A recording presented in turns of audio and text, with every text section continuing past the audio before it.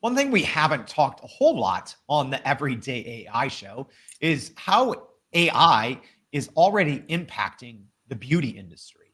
And not just how it's already impacting, but how it may impact it in the future. Because there's a lot, I think, of conversation to be had around artificial intelligence and beauty. So that is today's conversation. And I'm extremely excited for this and talk about how a beautiful AI and how AI can shake up the beauty industry. All right, so thank you for joining us. If you're new here, my name is Jordan Wilson, and this is Everyday AI. We're a daily live stream podcast and free daily newsletter helping everyday people learn and leverage generative AI to grow their company and to grow their careers. So if you're joining us on the podcast, thank you. As always, check out your show notes in the episode description for more information and to subscribe to our daily newsletter. And I like to tell people, if you haven't gone to youreverydayai.com yet and subscribe to our free daily newsletter, you are definitely missing out. It is one of the largest and best collections of generative AI education interviews that there is, period. All right, so I'm excited for today's conversation. And hey, we're technically debuting this live, but sometimes people can't make our 7:30 a.m. Central Standard, and that's okay. So this is technically a pre-recorded version, but we're bringing it to you live. I'll still be in the comments answering questions, so still get them in if you have them. But with that, I'm very excited to have our guest for today. There we go. So please help me welcome to the show Wayne Liu, the President and Chief Growth Officer of Perfect Core. Wayne, thank you so much for joining Everyday AI. You're welcome. Thank you for having me.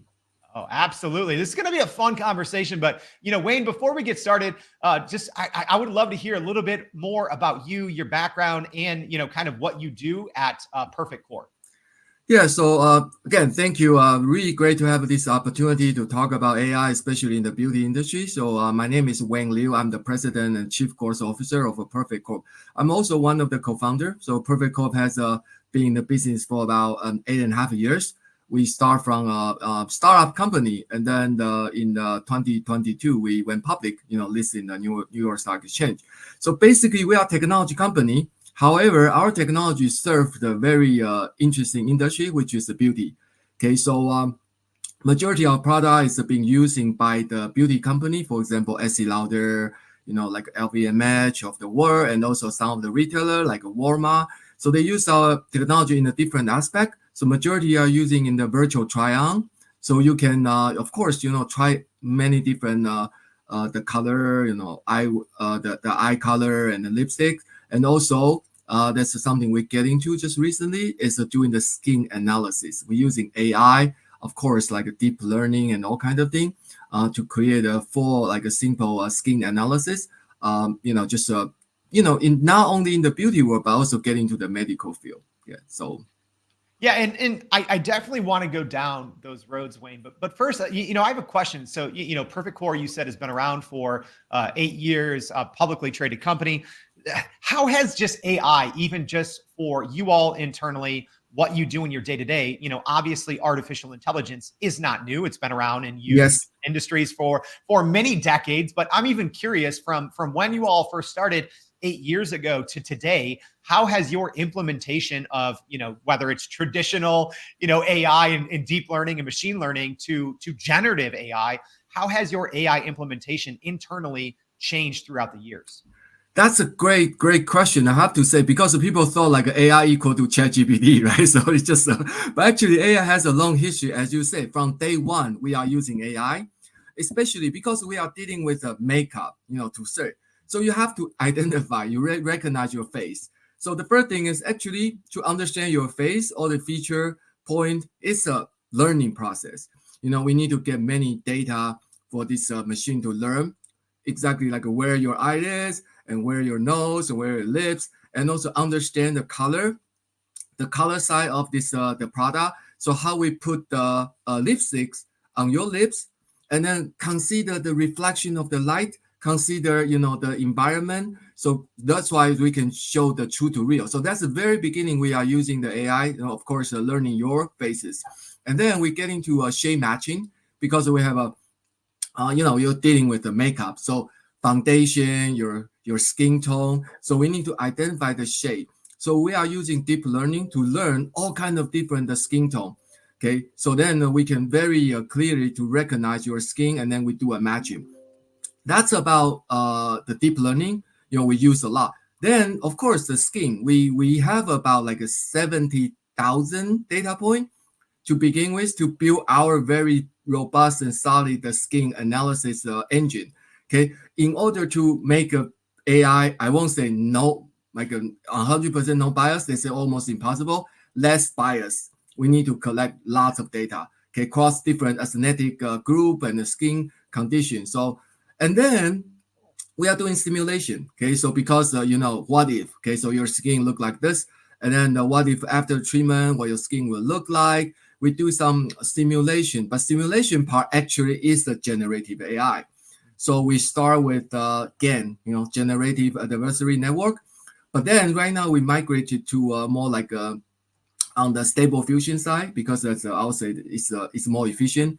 And then also we get into fashion. You can see some of this fashion 3D object, how you create this 3D object without really have the 3D object. So it's all learning and creation. So it's our company is more like an evolution of AI. Start with machine learning, deep learning, generative AI, and also right now we try to create the interface using of course a large language model for the user can communicate what they really want to the machine, and then the engine can generate the beautiful look for them. And for those of you joining on the podcast, here on the live stream, I'm kind of showing the Perfect Core website and kind of explaining some of these different things that Wayne's talking about. Everything from virtual kind of skin, helping skin conditions, trying on glasses virtually.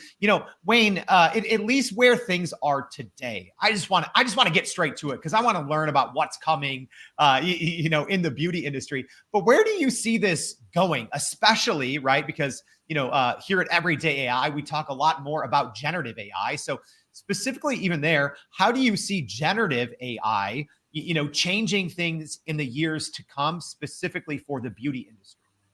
Yeah, so actually that, it's a very fundamental question for the developer like us. The generative AI save us lots of time. It become more efficient. Okay, previously, as I said, you go through this deep learning. Of course, generative AI, you still need to learn, but it's more powerful. And also using this again, right? So if you're using, for example, one of the example is we create a hairstyle. If you're using Gen AI, I mean, your generative adversarial network, it probably take 5 days to come up with one special hairstyle. But if you're using Stable Fusion, it's one of the Gen AI, probably just like a couple of hours, you can create a hairstyle. So it's become more efficient. And then on the productivity side, it's increased, manifold.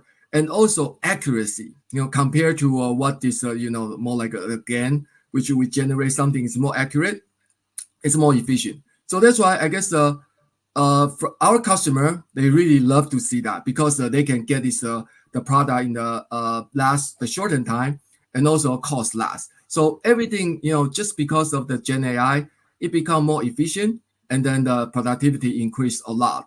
So we will continue to invest, and our brand partner actually they love to see this, and then also they will continue to invest. So I think we showed a lot of, or kind of referenced a lot of different use cases. So things in the fashion industry, aesthetics, the whole beauty industry. But I'm wondering, outside of that, Wayne, how can this technology, like as a whole, so not even necessarily talking about Perfect Core specifically, but how can this technology as a whole be used for other things that maybe aren't even related to beauty, right? So for medical conditions, etc. How can generative AI right now be used to help in some of those, non-beauty but related to beauty areas? Yeah, so basically, I think education and then empowerment. That's the two things I see from the generative AI. What I'm saying that is, so first is education. For example, if you are a patient, you have some condition in your hair, your face. You really don't know what happened. You just know your face is not perfect, something wrong. So you went to a doctor's office, dermatologist, you want to get some treatment, and the doctor probably tell you something that is wrong, like a medical term.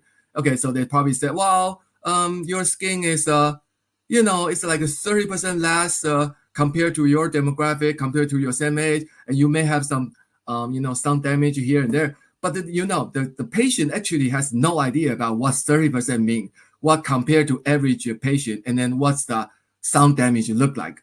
But using AI and also generative AI, actually just scan your faces, right? Of course, through the machine learning. So right now, this AI is more like they have a knowledge to become a dermatologist. They look at your faces, scan your faces, and then we can graphically, like visually, displace where your problem is. And then 30%, right? So 30% it will show you what's the perfect one and what's the 30% look like. So it's more like education. So the patient, when they step into the clinic, they feel less vulnerable because they know. And also the doctor probably can using, as I said, the generative AI to show them what if. Okay, so you have lots of options. You can do this treatment, you can do that treatment. So for example, if you do this non-invasive treatment, you probably give you a 40% increase. But if you want to do a surgery, it probably give you a 70% improvement. So then everything can be simulated. Okay, so you know what will happen. So that's why I think education is very important. And on the other side, because you possess knowledge, because this AI teach you, you know what happened. So they empower you. You can start making your decision. Okay, so you probably say 40% improvement is good enough. So I really don't need to get into a surgery. I can do a non-invasive one. Or if you really like to have a 70% improvement, you do the surgery, you know what will happen. So that's why I guess that can be a very, it's not really can be, actually it's being using in the medical field. Yeah.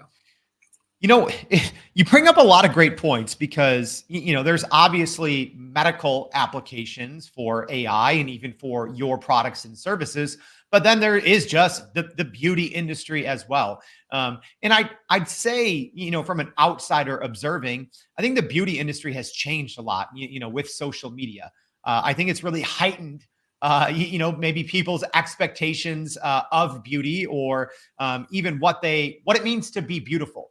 I guess what are the type of conversations, that maybe you and your colleagues or others in related industries, specifically around artificial intelligence and beauty, what are some of those conversations that you're having? Because I'm sure it's you have to strike a balance, Yes. right, between helping people feel more beautiful, but also not going too far and kind of pushing this that you have to do all of these things, or you have to wear this makeup, or you have to have this this procedure in order to be beautiful. How do you balance that? Yeah, so again, that's a great question. It's always a conversation among us, in the internally and also with our client. We've been dealing with all these big beauty company. So the thing here is, what is really beauty? How you define that? Okay, but we call it beauty 1.0. It means like they put a beautiful model on top of this poster or put a magazine. They tell you that's beauty. So everybody try to mimic, try to be more like that perfect figure. However, with the technology, especially AI, we talk about personalization. Okay, that's the one thing which is very important, is especially in the beauty world.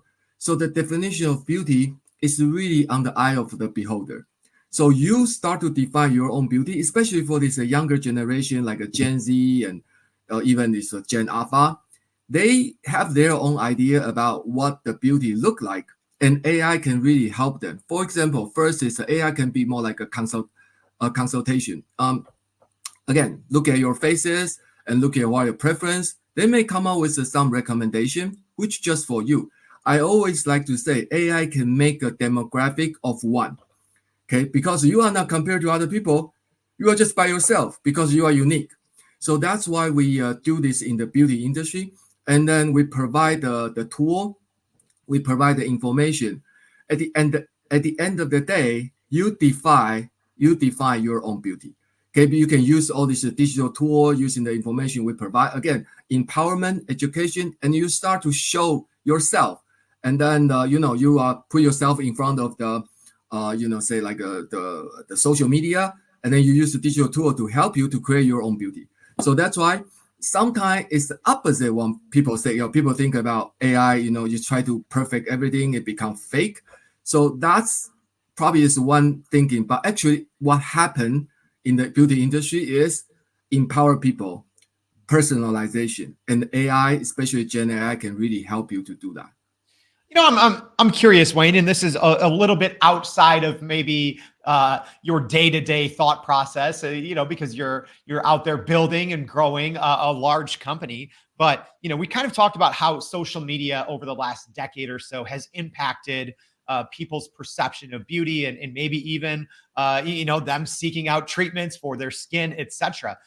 How do you think AI images, right? Like I think over the last year, that's really changed. I think, what people's perception of beauty maybe is. There's been a lot of studies that, whatever you put in an AI image generator, whether you're using, Dolly from OpenAI or Midjourney or Stable Diffusion, it's hard to make average looking people, right? Like everything that you put in there, on the other end, it just seems to make the person look a little better or more aesthetically pleasing, like no matter what you ask for. I guess what's your take on that and how it's societal impacts of just generative AI like that, constantly putting out content where people just look a little too perfect. Yeah, so actually, I have to admit that can be a problem, right? So of course, we try to push this personalization and then try to give you confidence. But in the other way, you using this generative AI will create lots of image which is not real, right? So, but you look perfect. So it's the same thing like you using ChatGPT. You ask them to write in the article for you, but actually it's not what you are writing. So you are hiding behind that. So I will say that one is something we cannot avoid. Okay, so it also depends on how you're going to use the AI. Also, AI is a tool. So ideally, AI can be the assistant we call the augmented intelligence. They can make you better, but you still don't want to lose yourself. So that's why I guess the education and then some of this thought leader, you really need to get people to understand AI is something we can help you, but it cannot replace you because the human factor is still very important, right? So that's some negative side you cannot avoid. That just happened. But on the positive side, that's why education and thought leadership and probably the program like yours can really get into like the right recognition how we gonna use the AI in the right way. So that's my take on that. Yeah. I'm curious. Maybe we should have started here, but like everything that you're talking about that you're doing at Perfect Core, it's very interesting. But even with your background, right, like working at NVIDIA, like how did you stumble upon, or maybe it wasn't stumbling upon, but how did kind of your own foray into Perfect Core and beauty, how did this even happen? Yeah, so actually, I said my journey is an interesting one. So it's I was an engineer. I get a degree as engineer degree, and then my first job is with Intel, and my last engineering job is with NVIDIA. Okay, then I think that engineering side is interesting, but I decide to seeking something more broader. Okay, because I design things, right? So I design GPU. However, how this GPU being used in the real world is something I'm very curious about. So then I get into a company, which actually it was a Perfect Core's parent company called Cyberlink. So their company, software company, they are using all this hardware. Now then I have a better idea, understand how people using this semiconductor, equipment and how they use it in the real world. So and then I get interested, and then our which is my boss and then also my longtime friend and mentor Alice Chen, who is our CEO. She was the CEO founder of Cyberlink, and then she want to found another company. Interesting is she want technology to serve more women, okay, because herself is a female. So they say, why don't we get something fun and for women? And then immediately think about makeup. And then she says, well, actually, let's try something like this. Okay, using technology and the makeup to serve the women, female community. And then I just get assignment. So our CEO said, go ahead and let's do this venture. Let's start this company. That's how I get into it. So personally, I have no idea about makeup. I'm not wearing makeup. I have no idea. But we just interestingly, we get into this journey I would say it's a magic journey. So we are getting to beauty, and right now establish ourselves as the leader in the beauty technology. Oh, it's such a good story, right? Like you Yeah. probably never would have guessed 10 years ago No, that you would be in the my position that you're in now. my father want me to be more like a NASA scientist. So, oops.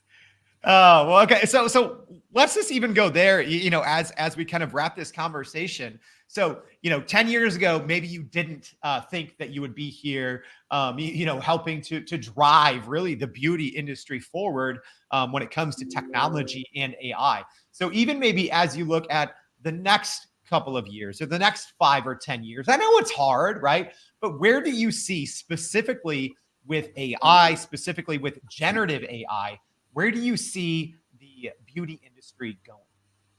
Yeah. So I will say that AI, it's not like it's just like it will stay. It's not like a one shot, and I'll say something like a metaverse, right? Because when we see metaverse, it's really the application is a little bit shaky, But AI is really solid because I feel a couple of things. First is it really increased the productivity, as I mentioned.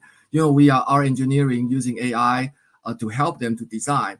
And then, so that's why I guess increased productivity is really one thing, not only in the beauty industry, but also in general. And especially in the beauty, because we create all this tool, which you help as a work with the human side by side. That's why I'm always say augmented intelligence. So they really helps the beauty industry be more efficient. In the meantime, increase the productivity.